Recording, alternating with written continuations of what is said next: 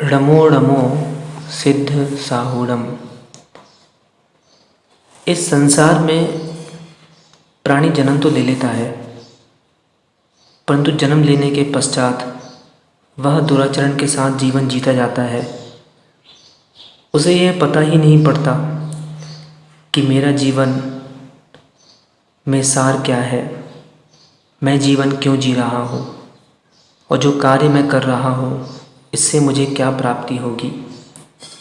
ऐसे इस अमूल्य जीवन को प्राप्त करके भी यदि रत्नत्रय को धारण नहीं किया तो लगता है कि यह जीव का जीवन जीना व्यर्थ है।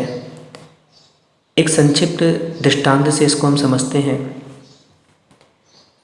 एक राजा था, वह प्रजा की देखरेख के लिए जंगल की ओर गया। एक दरिद्री उनको वहाँ पे दिखा। उसकी दुर्दशा को देखकर राजा ने उससे प्रसन्न होकर उसे चंदन का बगीचा दे दिया। दरिद्री से राजा ने कहा, भाई यह चंदन का बगीचा संभालो और धीरे धीरे अपनी दरिद्रता दूर करो। अब दरिद्री था, चंदन का उपयोग जानता नहीं था। उसने क्या कि चंदन की लकड़ी के कोयले बनाकर जलाना शुरू कर दिया और धीरे धीरे उस अज्ञानी ने पूरा बगीचा साफ कर दिया। राजा 1 वर्ष बाद पुनः प्रजा की स्थिति देखने के लिए जा पहुंचा कि भाई देखें कि उसको हमने चंदन का बगीचा दिया था, अब उसकी क्या स्थिति होगी। तो राजा पहुंचा तो दरिद्री मानव की यह स्थिति देखकर राजा के आश्चर्य का ठिकाना ना रहा। राजा ने उससे कहा, मूर्ख, मैंने सोचा था तूने सुंदर मकान बनाया होगा, पर तू तो जहाँ का तहाँ ही है। चंदन के बगीचे की क्या स्थिति है, वह तो समाप्त हो गया। राजा बोलता है, ओहो, यह बगीचा तो उजड़ गया। मैंने तुझे इसलिए दिया था क्या, तूने यह क्या कर दिया, लकड़ी कहाँ है। स्वामी, लकड़ियाँ तो मैंने कोयला बनाकर जला दी। राजा ने कहा, चंदन की लकड़ी का छोटा सा टुकड़ा भी है क्या, कहीं बचा हुआ है क्या, दिखा मुझे। तो दरिद्री ने कहा, जी यह लीजिए, इसे चंदन घिसने के लिए रखा है। तो राजा ने कहा कि इसे ले जाकर बाजार में बेच आओ। दरिद्री बाजार में गया और उस छोटे से टुकड़े के महामूल्य पाकर वह अपना सिर खुजाने लगा। दरिद्र घर आकर राजा के चरणों में आ गिरा।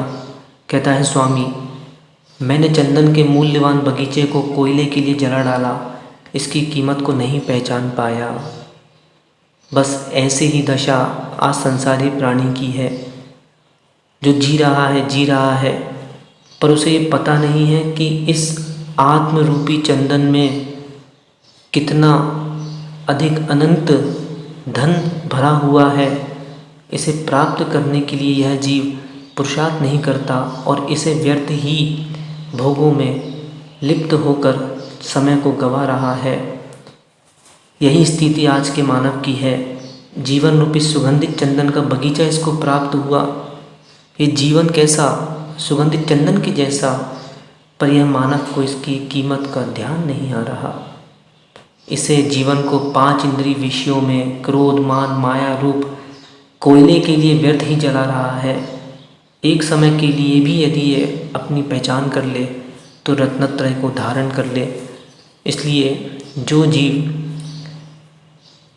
जी रहे हैं, कुआचरण कर रहे हैं, और आजकल तो ठिकाना नहीं, अभक्ष्य सेवन कर रहे हैं, 24 घंटे के बाद का अचार खा रहे हैं, 24 घंटे के बाद का मुरब्बा खा रहे हैं, रात्रि भोजन कर रहे हैं, अनछना पानी पी रहे हैं, कांदा, मूली, गाजर, लहसुन सेवन कर रहे हैं।